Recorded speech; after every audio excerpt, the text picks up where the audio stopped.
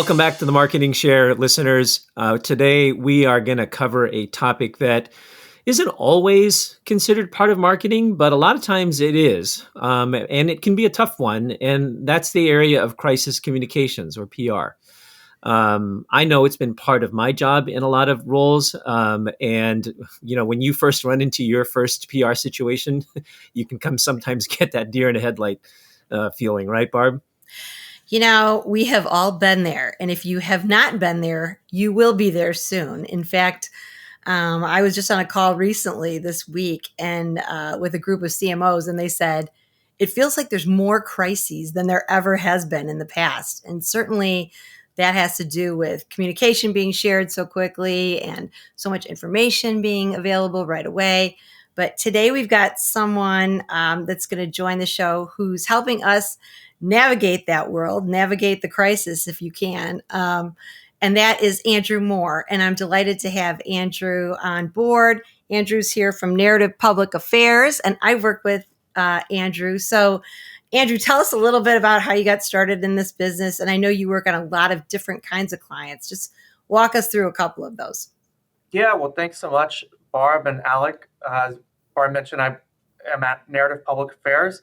We work with a whole range of corporate, individual, nonprofit clients doing communications work, very often crisis communications work. So I've been doing this for a little over 10 years in various capacities at different firms here in Washington, D.C.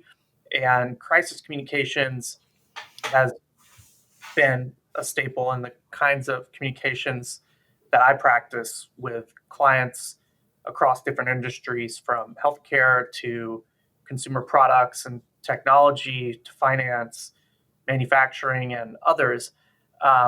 Because in those situations, clients really need some help. Usually, communications is tied up into some kind of a marketing capacity or a social media capacity, but in a crisis situation, all of that really shifts to something that is a lot more important to the overall business and really needs to be handled and handled appropriately. So I love it because it gives me the opportunity to sort of be next to clients when they need you the most. And most of them have not navigated many of these situations. And so, having done it with so many different kinds of organizations in different situations, because every situation is different, there's not exactly a playbook that can always be applied, although there are a lot of things that we'll talk about today that can be done to really mitigate some of the problems you would experience as a leader in a crisis situation in a way that could help your organization come out, if not ahead, as even as possible to the place that you need to be successful in the medium to long term. And I think that's an important point too, is a lot of crises, really it's short term, very, very fast, very, very quick, but all the decisions you make are going to have a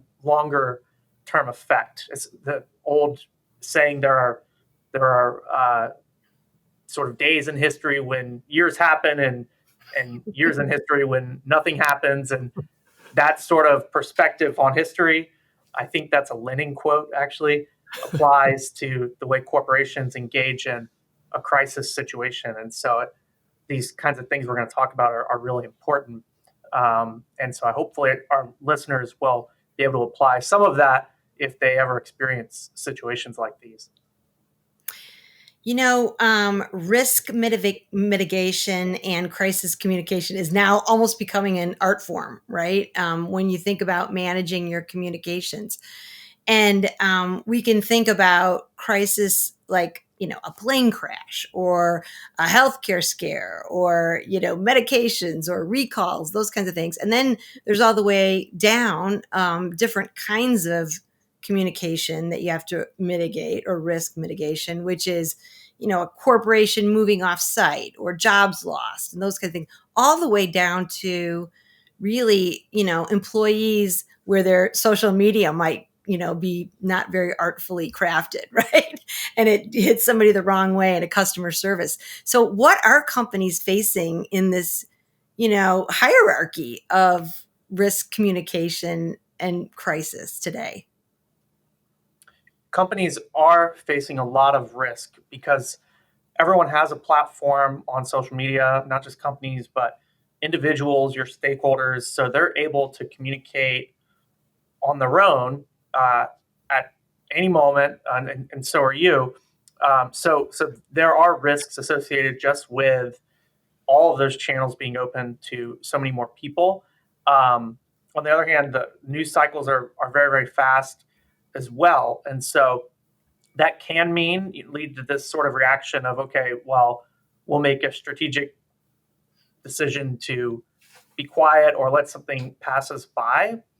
Um, but what that also means is with the speed that is required or expected in a crisis, you don't have enough time to do all the things you need to do in that really, really compressed time frame. Maybe it's a matter of days, sometimes hours. So what you need to do is spread that out beforehand, and to really manage that kind of a crisis. Um, you need to do some of that work before a crisis ever even occurs to be able to be successful. And there are really two parts to that. You get into the habit of doing this and you create these processes and things. So there's a lot of value in just doing that because you've already thought through some of this dynamic. It's not the first time. But then you've also got some hard plans, whether it's actual holding statements you've already crafted, other things that you can put out there into the world. And just before we started this podcast, I did a Twitter poll and asked folks which quality is most important for managing a crisis. And number one, with 40%, was planning ahead. So the rest were even between calm under pressure and speed and getting the facts out. But everyone, in that group agrees planning ahead is the most important thing. And I think the reason is because speed is so important. And if you're just trying to figure this out together, just kind of talking about it and then rolling out, whether it's talking points or something on an ongoing basis within that really, really short time span, you're going to have a much more difficult time managing the crisis.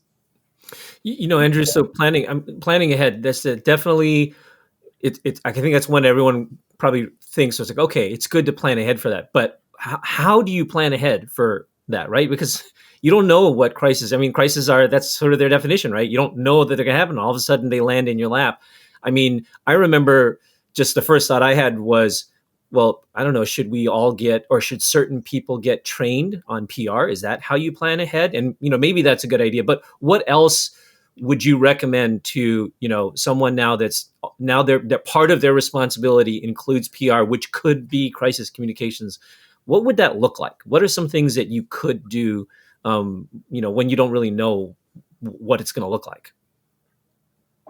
It's a great question. Again, there's not a kind of rule book for it. There's not a meter that just pings and says, you're in crisis today. Yeah. That would be helpful if it existed. But there are things that you can do. One of them is just recognizing you're in a crisis to begin with, right? So what's the criteria you're using to evaluate that? And there sort of needs to be an antenna up in the organization at the leadership level to be monitoring for some of those situations when the stakes are really, really high, whether it's something like a product recall, whether it's a catastrophic event that's affecting you, whether it's something that's trending, that's super negative, right? Maybe it's a video, about your company that all needs to be funneled up to leadership to kind of elevate that type of mentality, that response. So that's the first thing. And then second, I think you need to know who your team is. So the 5, 6, 7 people, maybe your CEO, your head of product, your chief operating officer. Obviously, if you have a head of communications, you need legal. Sometimes you need your HR. You might need even accounting, depending on what the situation is. If it's financial, investor relations, you need to know the people who need to be in the room in a real crisis situation, sort of all hands on deck, where the business is at stake, and they need to kind of know that that's what they're doing, that when something like that happens, they'll all be assembled. And you can also do some sort of scenario planning around certain crises that Mm. you might be predisposed to experience. Mm-hmm. Something like a data breach, right? So if you handle a lot of customer information, if you're in the healthcare space or something, a data breach, or maybe even worse, like a ransomware type of attack, those are unfortunately relatively common, and you can work up a playbook for something like that. Similarly, HR problems, that's pretty common, and sometimes there are public problems. Sometimes those things get resolved internally, but they can also turn into a much more severe situation. And so, what are some of the things you could do to navigate those? And it helps because there are going to be a lot of questions when something like that occurs across different departments. Okay, legally, what can we say? What can't we say?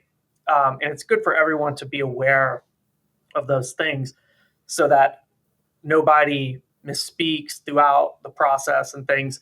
And there are all kinds of other scenarios. I'm sure Barb has many more as well that she could reference here, but it's good to plan Yeah. around some of those preemptively. So, I'm thinking, I love the idea of having a lead team. That's really important. And I've used that one for sure. But I'm thinking about this whole, our risk situation.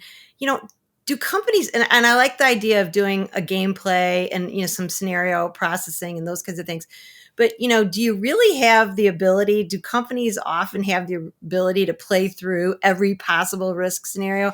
I mean, I've worked in, healthcare risk organizations, conservative organizations. Sometimes they don't have the ability to staff or think through every single possible scenario that's out there.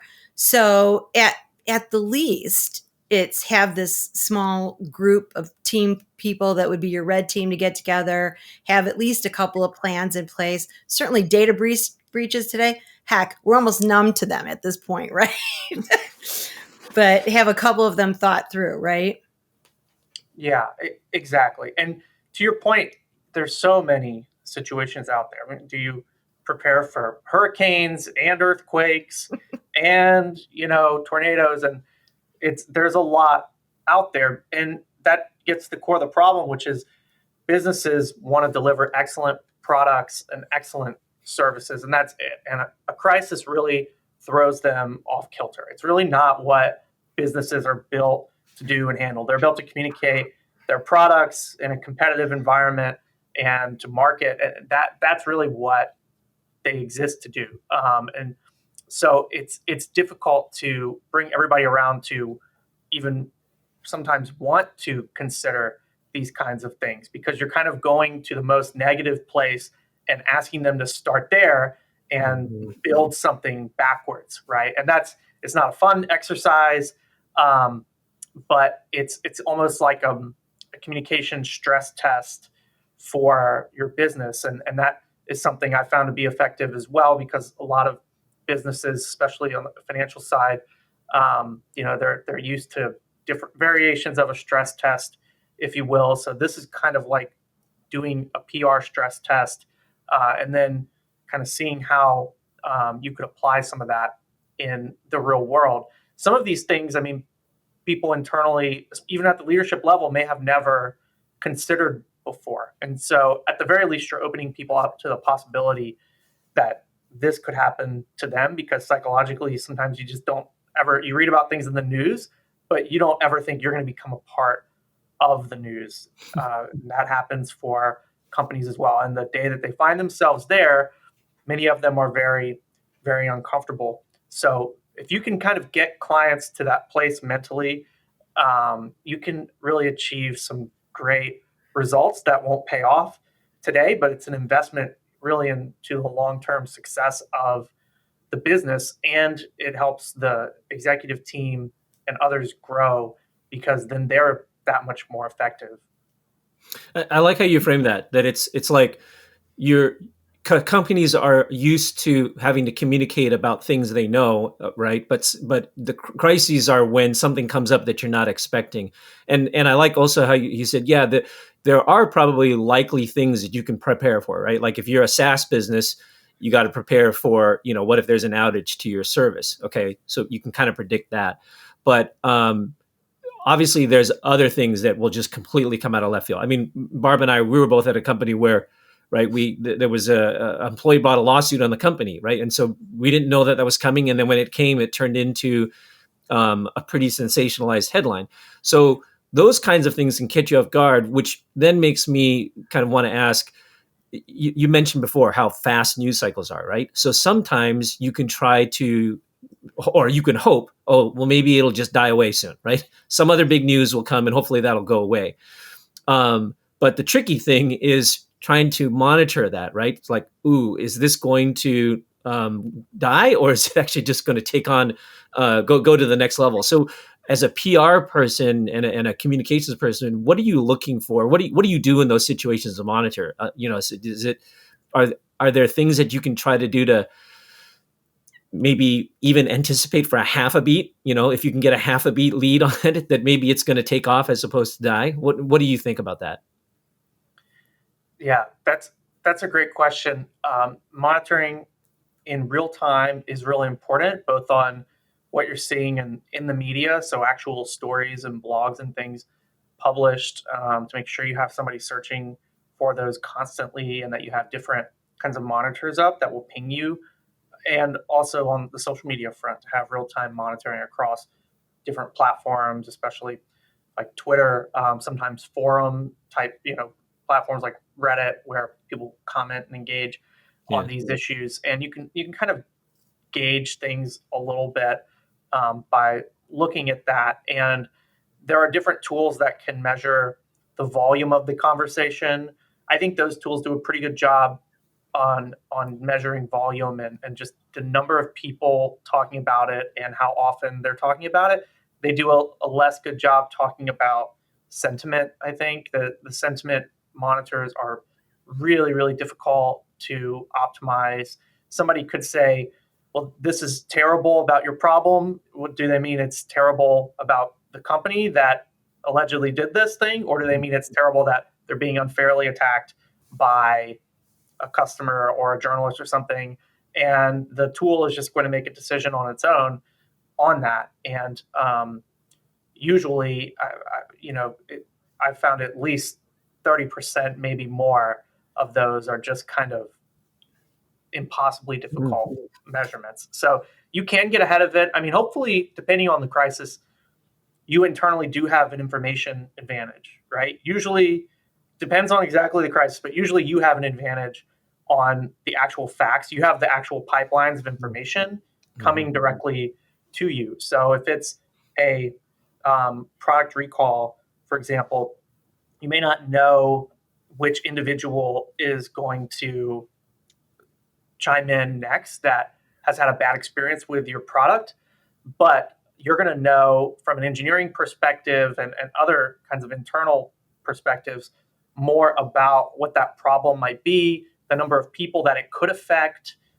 maybe even the areas that they could be in, and then you're going to be able to communicate all of that. So if you say this product was only sold in Ohio and California and Florida, then it kind of makes it less surprising if somebody from those areas raises their hand and has an issue with that product. So that just gets to another important point, which is just get the facts out.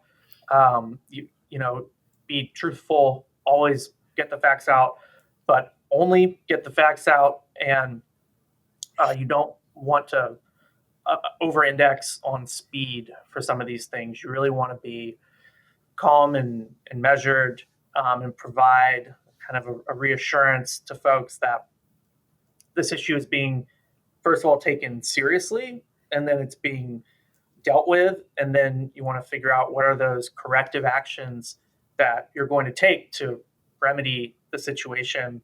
If you do it wrong, you get called tone deaf and all sorts of things. It's so easy, even when maybe that's not the case. How many times have you seen somebody sort of step in it, and then people around them say, well, this person didn't mean that at all. They would never have thought that. They're wonderful people. They're a great boss. They make a great product. They really care. It just came off the wrong way.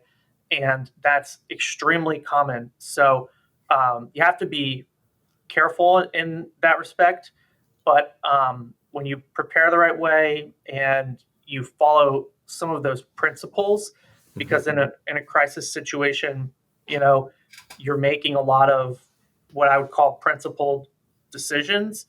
You're not, necessarily looking at a lot of data coming in, saying this is kind of the core ways that we operate as a business and as a leadership team and as individuals. And sometimes you have to stay true to those things, even when all the facts aren't known. You can look at a lot of examples out there, like crisis response teams, like CRTs or something like that. Crisis response teams, they exist, and they might have a briefing, every hour for the next 12 hours or something. And even if they have nothing else to share, and that's a very transparent way to operate. You can reiterate old points. You're continuing to take questions, so you're continuing to engage. So there are lots of ways to handle that, but definitely you want to stay true to those principles. So Andrew, I hate to bring up last week, but it's all over the news, right? On this Silicon Valley Bank. And there's so many things that you're echoing that we've heard that they could have done a little bit better, right? When we think about messaging, you're talking about, be clear, be factual, no extra jargon. I mean, that could have been a playbook that they really needed to look at that last month, right? On that March 8th press release. So, lose the jargon, stick to the facts, be earnest and authentic. What other do's and don'ts on the messaging can you shine a light on? Especially, by the way, great piece that you wrote on, how that could have been improved upon, right? It was crazy, but so I'll put that in the link here at the bottom to refer to that. That was a great piece. But what else can we think about in terms of messaging? What's the right course? Yeah. Well, first of all, the Silicon Valley Bank collapse, feel sorry for all folks involved there. That was just terrible. They really are a driver of American innovation, and I've worked for and with companies and clients that bank with them, and have always had a great relationship in that startup tech sector, which has really been the growth driver in this country for the last 10 years. So the idea that it wasn't systemically important was kind of crazy, but I do think that they could have done a lot better with their response. The press release they sent out the Thursday before it collapsed, so it would be Thursday before last. What just included this very jargony, inside speak heavy language about the new kinds of products they were trying to sell, the insurance they were trying to sell to try and raise capital. And it didn't really say why they were trying to do that. It didn't give you any timelines or when these products would mature. So it really ended up raising more questions than it answered. And you could tell that maybe it was somebody on the regulatory side, and they really optimized for that approach instead of a more principled, like we're talking about, clear communications approach. But nobody gets their news that way. And when that's the kind of message you're sending out there, you're just going to create more confusion. And for them, they completely missed their critical audience and stakeholder groups, which are the venture capital firms and the private equity firms that then go out and invest and advise companies, and then the companies themselves. And so they weren't able or made a decision not to effectively reach them. And that then created this herd mentality where several VCs asked their portfolio companies to pull their money, and that started a run on the bank. And those initial losses were really, it was tens of billions of dollars tied up in sort of securities, treasuries that now aren't worth nearly as much as current treasuries because rates have gone up so much. So it happened. It maybe wasn't exactly their fault, but they could have done a lot to reassure investors, to reassure stakeholders and their customer base, and prevent this run. Because at the end of the day, they would have remained solvent. They would have been able to still be effective after this equity raise, if it weren't for the run. And so that run, it was a psychological issue. And I mean, clearly, they were looking at the balance sheet, but from a messaging perspective, they really should have optimized for preventing those massive, massive risks rather than, okay, is everything in this press release going to sort of pass SEC muster or something? Well, now, if you fail as a business, you don't have to worry about that at all. So if they optimize for these other things, they may not have failed as a business. There might have been some sort of an SEC complaint or a fine or an issue or something if they didn't maybe communicate in exactly the right way with these new instruments that they rolled out. But they shouldn't have let that get in their way. I've also heard some of the leaders say, this is your chance to lead in a crisis, right? And if this is in fact your chance to lead, it is, perhaps, you need time to think it through, especially, yes, but messaging and frequent messaging, even if you don't know all the answers, is supposed to be one of the to-dos on this, right? And what about leader front and center? Are you a proponent of that? I am. I think that when a company is in a crisis situation, people want to hear from the leader. And when they don't, they kind of say, well, they're ducking responsibility. They're not fully engaging in this process. I think that happened to Boeing initially. I think their CEO, who was eventually fired by the board, I think that was one of the major criticisms of them with the 77 Max. So you do want to have your leader trained to be able to go out there and make the case. Again, the most important thing is getting the facts out, doing it in a timely manner, telling the truth, staying true to those principles. And any CEO should be able to do that. And I think CEOs can be very good at it because they didn't start a business, to accidentally hurt people with a product or service or something like that, or to create some sort of a misperception, based on outside events. They want people to like their company, to buy their product, to enjoy their services or whatever. And so there is an opportunity, and CEOs should be proud to stand up for their companies and their employees to help them get on the other side of those crisis situations. You're right. It really is a great leadership opportunity.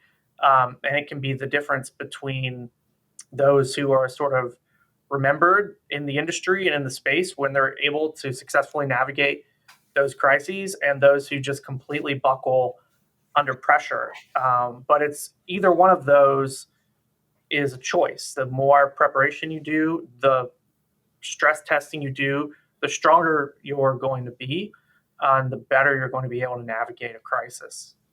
I think the other thing I liked what you said was, in addition to some of the things that you probably most people would assume, right? Forthright, try to be honest, try to be responsive. But I think the other key thing that you said was like, remember who you're speaking to and speak plainly, right? Don't try to overcomplicate it.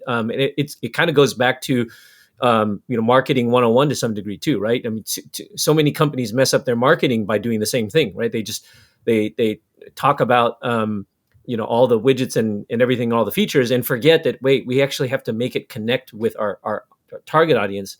It's kind of the same principle here, especially when you're in crisis communications, right? So as a marketer, leverage some of those marketing skills and make sure that when you're out there, or when your leader is out there communicating, try to make sure that that message is something that is digestible as well. I think that's really good advice. So we can debate on this one, Alec, but the question, is, can you control the narrative or can you guide the narrative? Yeah. What's the real expectation of a leader in this situation? What do you think? Yeah, I'll just add to that, right? Because I think I remember that there are times when you're in, and when I'm in a situation like that, and I'm all thinking like, okay, how can we control the narrative? Because you're trained to do that as a representative of the company, right? Oh, we have to try to control the release of our products, control the delivery as a service. And so then when you get into communications, I think sometimes you also are thinking, okay, how can I control this? How can I control the narratives? But I don't think that's the right way to think about it, because, right? I mean, some of these things you can't really control them. I mean, sometimes a crisis is a crisis because it's an external thing that's happening and you don't have control over that, right? Do you agree? And like, how do you think about that as a communications person? You want to say something there, Barb? Yeah. No, it's hard. I mean, I named my company Narrative because, events and situations and information has a way of conspiring to create a narrative, which is just a function of storytelling and the way that we as human beings understand and perceive information, which is through connecting different pieces together, sort of cobbling them together to tell one story and then form a narrative. And that's the same way that a lot of media coverage works. It's a lot easier for a journalist to cover something that taps into a pre-existing narrative. It's going to make it more likely for you to click on it, to read on it, and then as soon as you read it, to be able to make sense of it in the context of other events and other information that has already come in. And so if the narrative off the bat is that this company really, really, really messed up, you're starting from behind. You're having to change that narrative already. The narrative is already out there. Because that's the story, and maybe there's a whole series of stories. Maybe people have weighed in on social media, and it's already created the narrative. And a client might say, hi, we have this crisis. It's already happening right now, and we've done no work for it. We would like to control the narrative. And I would say to that, really, you're going to have to manage the narrative. You're going to have to do your best to try to regain trust and get the facts out there and position yourself in the best way possible. But you're not necessarily going to be able to control what others are saying, but you should be really aggressive when it comes to bad information, when it comes to wrong facts, getting corrections and things very, very, very quickly should be a priority, because you may not be able to control everything, but you can, to a certain extent, control, if something's factually wrong, that needs to be corrected. And the bad things that are happening, they may not actually be untrue, but they're leaving out like critical context. And a big part of your job, if you're in that management position where you're managing a crisis, is to add that context. And you're in that way, that's how you're getting out your side of the story. We want to put out our side of the story. Well, you want to put out your perspective, and you want to put out the additional context that's necessary to really tell the full story. And then sometimes you're creating like a counter narrative, because if the narrative is company A really, really messed up and harmed person B, you've got to kind of flip that, company A accidentally did such and such and is effectively dealing with this problem and will do the following things to prevent that from happening again. And that's just a part of being a responsible kind of corporate actor. You're going to have to take those steps to remediate the situation. And you can do it. I mean, you can change the narrative because before you've had a chance to weigh in, a lot of things are going to happen. But people, are pretty fair-minded. I know that it's not always what everyone believes, but people do appreciate authenticity. I think if you are getting the facts out, you're front and center, you're being responsive, you're being transparent. You're not minimizing maybe the problem. You're being empathetic and things. There are a lot of things that add up to making you a compelling storyteller and really changing the conversation and changing the narrative, so that fuller story is told. Yeah. I think what you're saying is no matter what, even if you're not controlling the narrative, you're certainly weighing in on your side of the story, right? And, Yeah. you don't want somebody else to tell your story, that's for sure, and fill in the blanks, right? You don't want that, but you do want to, just on that preparation side, this is another area in business where the relationships that you have come into play, because what you might call third-party validation or surrogate spokespeople, they're called, they can speak on your behalf and weigh in, and you may have to ask them to do it. You may have to provide them with some additional information, or you may not.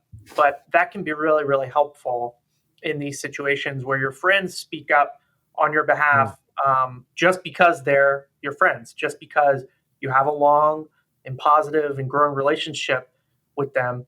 And so having strong relationships in your industry, and some leaders have really strong relationships in the media as well, which helps behind the scenes, that can be really, really helpful. So you don't want people telling your story other than you, but you can benefit, from some others weighing in occasionally. No, I think that's it's a good insight, right? Third party help, you can leverage that. Switching gears, now this may be not to the level of the crises that we heard about in the last week or so, but I've also experienced in the jobs that I've had, where an employee might make a misstep on social media, and they're well intentioned and they're great people, but they might have communicated something inartfully and the customers have taken it the wrong way. Or you're even managing kind of a plant closing, right? Which can have a negative effect and those kinds of things. So is it the same principle that you would apply to these kinds of smaller scale, call it communication issues that could go south if you don't manage them correctly? It is the same principles. It's hard to predict when something might break through from basically being an internal crisis to an external one. And so there's a different set of tools and kind of preparation and things, and sort of a communication level that you need when something like an HR issue, which by definition is internal until it's not. There's a whole different kind of playbook, and there's a pretty big judgment call you have to make. How much do we want to do, because you want to preempt that individual and their information, and potentially put it out there yourself. Well, if there's a very high chance that it's going to be made public, then it could actually help you to be the first mover with this information, to offer your side of the story. That can be helpful. So that's kind of the HR issue. On the plant closure, again, I think that's a situation where they should have seen it coming. I mean, that happens all the time where you see something and you say, well, they really should have seen that coming. But I think there's that mentality of, well, it can never happen to us. That this happens to others, it won't happen to us, or this happens every day. It won't be a big deal. It's just another news story. But what if that plant closure, breaks promises that you made to those different stakeholders or the communities that you operate in? And then what if you have to continue to commute to operate there. Another situation like that is a hospital closure. Hospitals close Right. in network areas, in regions, and those hospitals still have to stay open in the different branches and things, but one of them might have closed down. Maybe it wasn't profitable, something. A lot of rural hospitals have closed down, but you still have to serve the individuals that hospital served, maybe even bring them to other locations of yours. And so, you have to be empathetic in those situations, but make the case for why you had to do what you did, and hopefully offer an alternative solution to the people who were affected by it. Mhm. But you're right. I think to your point, things can spiral out of control in a really unpredictable way, and that's a lot of crisis situations. It's just going from something small then to something very big, and it's hard as just people to change your own perception of something from, oh yeah, this happened last week or something, wasn't really a big deal, we got over it, but it was a problem, and it wasn't public though. But then it becomes public, and all of a sudden this thing that in your mind was very small is now very big to a lot of people. And you just think, okay, well, if they knew what I knew, they would realize it's just a small thing. But it just doesn't work that way. You can't just kind of control that situation. And you really do have to switch gears and switch your own thinking as a leader to take ownership of this, and maybe open up that process to something that is bigger and more involved to deal with it. Yeah. Kind of goes back to what we were talking about before. It's that point of like, sometimes maybe it's best not to say anything, right? But then you watch it and you monitor and you realize, oh, okay, wait, we're at an inflection point. Now maybe we need to be proactive.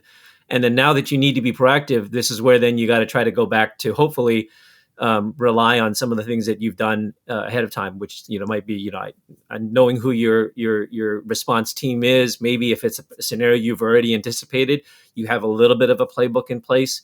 Or if it's not, then you're going to have to just respond on the fly. But if you've got the right preparation in terms of people that have been prepped or trained in terms of how to respond, and then also something else that I thought earlier, and I wanted to bring it up.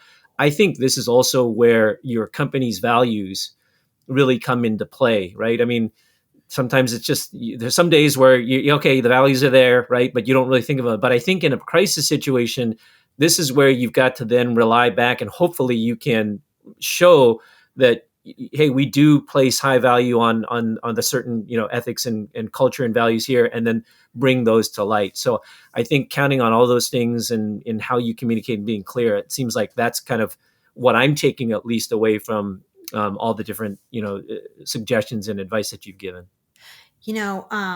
That's perfect segue, Alec, because I was going to ask, is there ever an opportunity where a company turns a crisis into, actually an opportunity, right? When you handle, I always said, when you handle the crisis in a way that also amplifies your values and that also depicts who you are as a company, you can actually recover from that. Can you think of any examples where that's happened?